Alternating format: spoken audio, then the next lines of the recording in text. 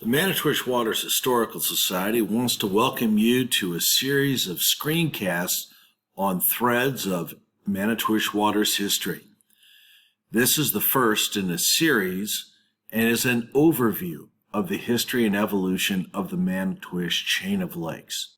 If you look to the image on the left, you see an 1878 Army Corps of Engineers map of Rest Lake and the proposed original dam site. This image and other documents will be used throughout the series to illustrate how robust our chain's history is. As we look to the right-hand image, it is a view of the beloved chain of lakes on a sunny day. Hopefully, you'll find this to be an interesting journey. Follow with me on this overview as we look in broad strokes on what will be covered. 12 to 10,000 years ago, glaciers, which sculpted the northern Wisconsin area, finally receded. During the late Pleistocene period, glaciers released enormous amounts of water. Thousands of feet thick, the glaciers slowly moved northward. And, as it did, megafauna such as woolly mammoths and mastodons will follow, as will human occupation. For 10,000 years, prehistoric communities sought valuable resources and lived along the shores of the Manitowish Chain.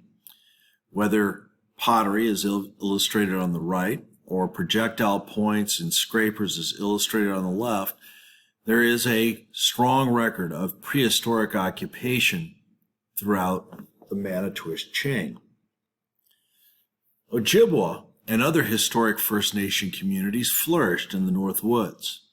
In this 1847 image, you can see the arrow in yellow pointing out Manitowish Lake, which was an important Ojibwa community that was probably most affiliated with the Lac du Flambeau band of the Ojibwe.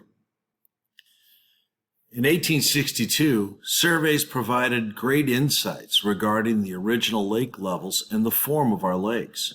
This will also be explored to see exactly what things were like before the dam was built.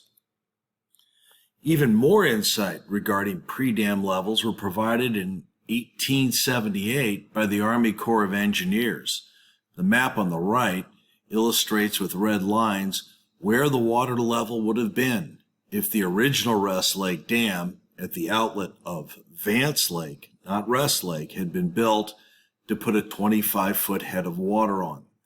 So these kind of documents will be blended throughout our presentations to give you some hard evidence about what things were like and how they evolved. The Rest Lake Dam really defined the chain starting in 1887 to 1888. The dam was rebuilt multiple times through the logging era and into what we would consider the modern resort eras as well. The dam ultimately becomes the basis for the town of Manitowish Waters. Loggers, resorts, guides, and residents were drawn to the Manitowish Chain of lakes for a variety of reasons. But slowly, the community began to take root and spring up. In one case, a wealthy urbanite created an exclusive retreat with canals linking the Manitowish Waters chain and Lac du Flambeau. This will be explored in depth as a real anomaly in Wisconsin history. By 1914, Manitowish Waters residents became environmental activists by litigating the Chippewa Flambeau Improvement Co, who controlled the dam. Due to wild fluctuations in dam levels as much as 16 feet within a particular season, residents sought relief from this environmental devastation. By 1900, railroads could deliver guests to launches along the Manitowish Chain and started to further develop a blossoming resort industry. Early businesses also emerged near what will become the town of Manitowish Waters. In this image, it's a classic example of the Windmar, where Winnie and Marie created their first tent, tavern, and store. This will ultimately evolve into the Pea Patch. During the Great Depression, the Manitowish Waters Chain was the site of the first municipal fish hatchery and fishway prototype that was used by the Wisconsin Conservation Commission to try to protect fish as they migrated to spawn. In 1937, the dam operation came into question again, and we'll see that the community of Manitowish Waters will once again modify its operating order to have unique status in protecting the property and the shores of the Manitowish Chain from radical dam fluctuations. The modern Rest Lake Dam becomes more and more important as the community of Manitowish Waters grows in the post-World War II era and begins to build its strong influence in area commerce. During our focus groups in Manitowish Waters in January of 2020, many residents were interested to learn about the evolution and the history of wild rice on the Manitowish Chain. This will be covered as one of our key series.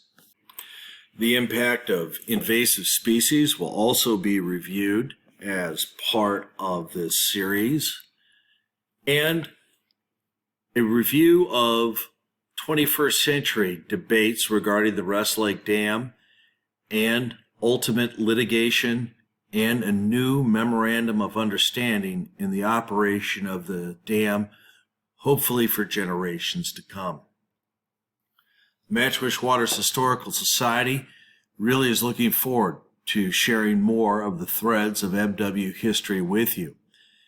As we release a new version each week on our YouTube station, you may also be interested in going to find out more about the Manitowish Waters Historical Society, our research and documents. I would direct you to mwhistory.org, as you can see on the left-hand side of the screen where our webpage is, or our archival website at mwhistory.pastperfectonline.com. If you want to join our team and connect with us, you can click on the link for membership, or you can just send us your name and email to mwhistoricalsociety@gmail.com, and we'll be happy to send you a free copy of our electronic newsletter. Thank you for listening, and please tune in again in the future.